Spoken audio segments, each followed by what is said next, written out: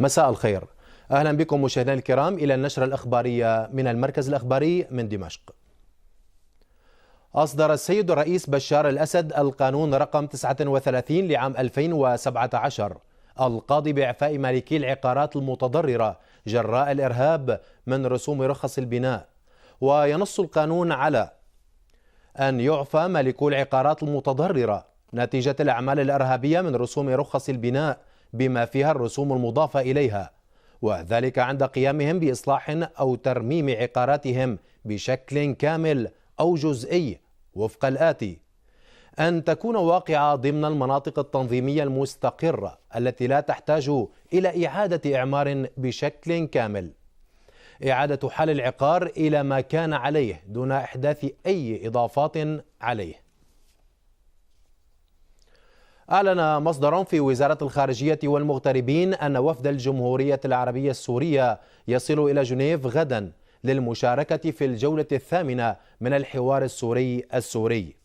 وقال المصدر إنه بعد الاتصالات المكثفة التي جرت خلال اليومين الماضيين بين الجانبين السوري والروسي،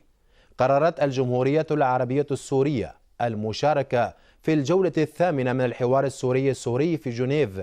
بوفد يرأسه الدكتور بشار الجعفري مندوب سوريا الدائم لدى الأمم المتحدة. وكان مبعوث الأمم المتحدة إلى سوريا ستيفان دي ميستورا جدد التأكيد أمس أن محادثات جنيف يجب أن تكون دون أي شروط مسبقة. مندوب روسيا الدائم لدى هيئات الأمم المتحدة في جنيف إليكسي بورودافكين أكد أن مطالب المعارضة السورية غير واقعية وتعرقل أي حوار بناء في جنيف. وأشار بورودافكين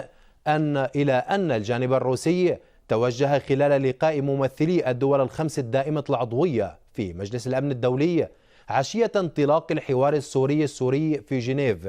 توجه إلى الأمم المتحدة والوفود الغربية التي لها نفوذ وسط المعارضة لكي تحاول إعادة المعارضين إلى أرض الواقع والذين يتحدثون انطلاقا من مواقف لا تتجاوب مع الواقع.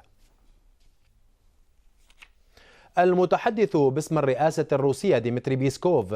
أكد الحاجة لتحقيق أقصى قدر من الشمولية للمحادثات بين السوريين بهدف التوصل إلى حل سياسي شامل، ليكون ذلك ضمانا لديمومة نتائج المحادثات، معتبرا عملية جنيف عنصرا أساسيا في هذا السياق. وأوضح بيسكوف أن منظمي مؤتمر الحوار الوطني السوري لا يضعون لأنفسهم هدف إجراء هذا الحدث كيفما كان وفي أي وقت كان، وقال إن مهمتهم الأساسية هي الاتفاق على قوائم المشاركين، والشيء الرئيسي هو إعداد وتنسيق القوائم بشكل صحيح، وهذا سيكون الجزء الأكثر صعوبة في هذه العملية، لافتا إلى عدم تحديد موعد لهذا المؤتمر حتى الآن. أكدت المستشارة السياسية والإعلامية في رئاسة الجمهورية الدكتورة بثينة شعبان أن الحكومة السورية كانت دائما مستعدة للمشاركة في أي منتدى أو حوار يمكن أن يحقن دماء السوريين. وفي تصريح للصحفيين عقب لقائها وفد اللوردات مجلس اللوردات البريطاني والكنيسة الأنجليكانية الذي يزور سوريا ويضم اللورد ريموند هيلتون واللورد كاري أوف كليفتون والقسيس أندرو أشداون وديفيد توماس والباحث البرلماني سامويل ماسون، شددت الدكتورة شعبان على أن الحكومة السورية لا تخضع للابتزاز ولا للأكاذيب التي يروجها ويعمل وفقها المتربصون بسوريا والذين يشكلون جزءا من مخطط صهيوني للمنطقة. ناقشت معهم معظم النقاط المتعلقة بما فعله الغربيون من دعم للتكفيريين ودعم لجبهة النصرة ودعم للخلافة الدولة الإسلامية، وقلنا أنه ليس من مصلحة الغرب وليس من مصلحة العالم أبدا أن يتم هذا الدعم للإرهاب، لأن الإرهاب هو داء خطير للبشرية، وأن على دول العالم كلها أن تقف إلى جانب سوريا وأن تدعم عن سوريا لدحر هذه الآفة التي قد تطال الجميع في المستقبل. كثيرون منهم من الذين يؤيدون الشعب السوري ويؤيدون سوريا في نضالها ضد الإرهاب، وبعضهم أتى بأسئلة كثيرة أراد أجوبة عليها لكي يتمكنوا من أن يقدموا هذه الأجوبة في مجلس اللوردات البريطاني وفي البرلمان البريطاني، وشكرناهم على زيارتهم. دولة صمود سوريا لما أتت هذه الوفود، ولكن هو بسبب صمود سوريا والشعب السوري والجيش السوري فقد أدرك العالم اليوم أن سوريا لا تقهر، وأن هذه الحرب سوف تنتهي بانتصارنا بإذن الله على الإرهاب وعلى كل من استهدفنا. ولكن أيضا كما قلت وجود قدوم هذه الوفود إلى سوريا يعزز أيضا من صوتنا في الخارج ومن إيصال الصوت الحقيقي للشعب السوري إلى المجتمع الغربي. استعادت وحدات من الجيش العربي السوري بلدة القورية جنوب مدينة الميادين في إطار العمليات العسكرية التي يخوضها الجيش للقضاء على من تبقى من فلول إرهابي داعش في وادي الفرات بمحافظة دير الزور.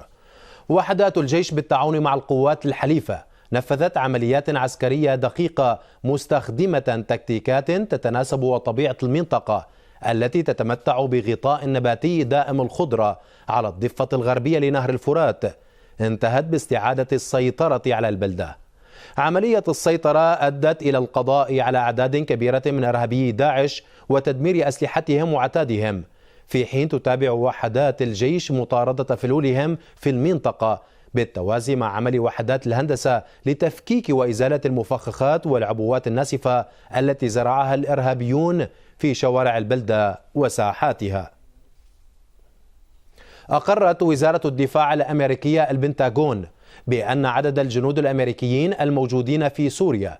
بحجة محاربة الإرهاب يصل إلى 1720 جنديا، خلافا لمزاعمها السابقة بأن العدد بحدود 500 جندي. وتقود الولايات المتحدة منذ آب عام 2014 تحالفا استعراضيا غير شرعي من خارج مجلس الأمن بزعم محاربة تنظيم داعش الإرهابي في سوريا، لكنه ارتكب العديد من المجازر بحق السوريين ودأب على استهداف بناهم التحتية ومنشآتهم الحيوية، كما سهل هذا التحالف هروب الإرهابيين من منطقة إلى أخرى دون التعرض لهم، وهو ما يؤكد التعاون والتنسيق بين واشنطن وإرهابي داعش. تقرير إسرائيلي جديد يكشف عن تلاقي مصالح كيان الاحتلال وتنظيم داعش الإرهابي في سوريا بعد توفيره الحماية لإرهابي جبهة النصرة ومدهم بمختلف أنواع الأسلحة وفتح مشافيه لمعالجة مصابيهم. في إثبات جديد للعلاقة التي تربط الكيان الصهيوني بالتنظيمات الإرهابية في سوريا، أكد تقرير استخباراتي إسرائيلي تلاقي مصالح كيان الاحتلال مع تنظيم داعش الإرهابي في سوريا. التقرير الصادر عن مركز استخباراتي تابع لخارجية كيان الاحتلال ادعى أن الوجود الإيراني في سوريا سيجعل من كيان الاحتلال وداعش حليفين في محاولة للتعمية على حقيقة التحالف القائم بينه وبين الإرهاب الذي ظهر علنا منذ بداية الأزمة في سوريا. علاقة كيان الاحتلال لا تنحصر مع تنظيم داعش الإرهابي وحسب، بل تمتد إلى علاقة عضوية مع كل التنظيمات الإرهابية الأخرى في سوريا، وعلى رأسها تنظيم جبهة النصرة الذي وفر الحماية لإرهابييه ومدهم بمختلف أنواع الأسلحة وفتح مشافيه لمعالجة مصابيهم. التقرير الذي نشرته صحيفة جيروليزم بوست الإسرائيلية نوه بقدرات تنظيم داعش الإرهابي رغم تفككه في سوريا، قائلا إن التنظيم لا يزال يحتفظ بقدرات قتالية عالية رغم تفككه، وسيعود إلى نمط حرب العصابات، وربما ينفذ هجمات كر وفر في سوريا. اعتراف كيان الاحتلال بالعلاقة مع داعش جاء ليؤكد أن التنظيم صناعة أمريكية إسرائيلية هدفها حماية كيان الاحتلال غير أن الجيش العربي السوري سجل بداية نهاية هذا التنظيم الإرهابي بتحريره مدينة البوكمال في ريف دير الزور، آخر المعاقل الرئيسية لداعش في سوريا. بهذا التقرير نأتي وإياكم مشاهدينا الكرام إلى ختام نشرة الأخبار من المركز الإخباري في دمشق. دمتم في رعاية الله.